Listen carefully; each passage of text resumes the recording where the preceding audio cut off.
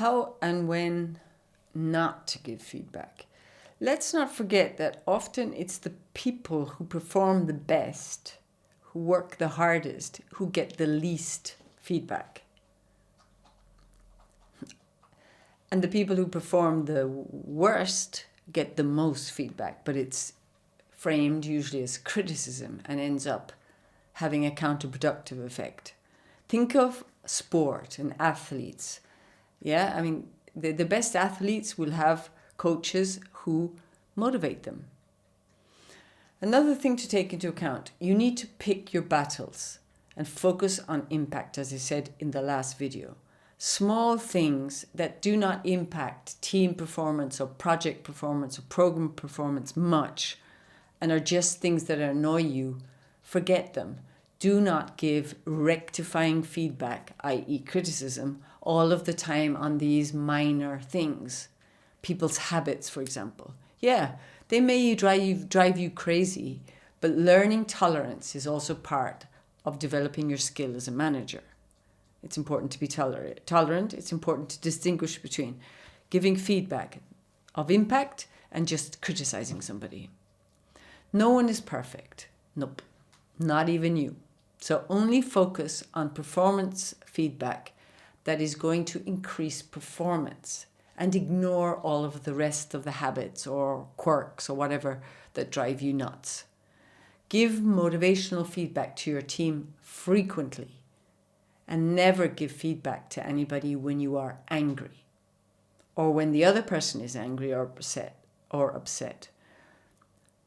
Or never give feedback when there's been a big mistake that's been made by somebody, by the team, and never give feedback in the heat of the moment or after a security incident. Giving feedback, well, as I said before, is a skill, but it's also an art, and it requires well-developed emotional intelligence to be able to read well the other person's character and judge how they are going to respond to inputs from other people or you. So the more you observe first and understand how they function, even at a superficial level, you will be able to tailor your feedback so that it does them the most good and the least damage. Yeah? So inevitably, there will be something that they are told, good or bad, that you can observe that will give you some clue as how they react when they receive criticism and how best to approach them with performance-driven feedback. Yeah, so not everybody is going to react the same way. We all come with baggage from our past, depending on how much we've been criticized, depending on how much positive reinforcement we've had, depending on our experience with previous managers. So, as I said before, performance feedback should target either a skill, how a task is approached or done, or attitude. And as I said, only one thing at a time. Never give rectifying performance either, as I already said, when other people can hear. So the typical thing of telling somebody what they're doing badly when everybody is listening because everybody's in an open office, don't do that. And don't obviously extract somebody into a room to talk to them either, because people will gossip. So be careful about that. You don't want people to feel bad. You want people to feel good. People work well when they feel well. Another important skill you need to develop as a manager is how to give upward feedback. That is, how to give performance and motivational feedback to your own manager. They need it too, as you will.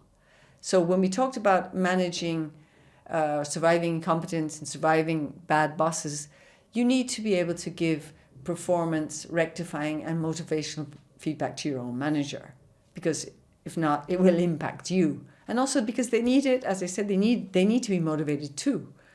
Yeah.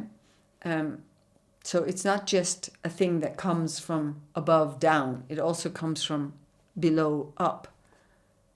Have you ever had a team member compliment you on something or say what a good manager you are? You know how good that feels. It feels really good. So make sure you do that when it is appropriate to do it.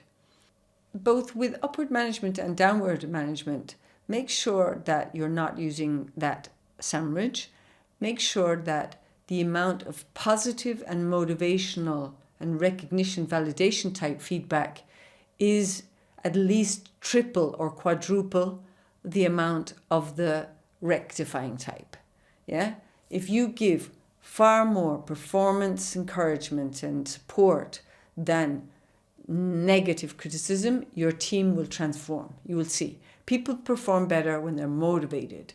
Sports people perform better when they're motivated. Everybody performs better when they're motivated. And positive reinforcement motivates and makes people feel good as long as they believe it is sincere and genuine. So don't give feedback that isn't sincere. Don't give feedback that is not credible.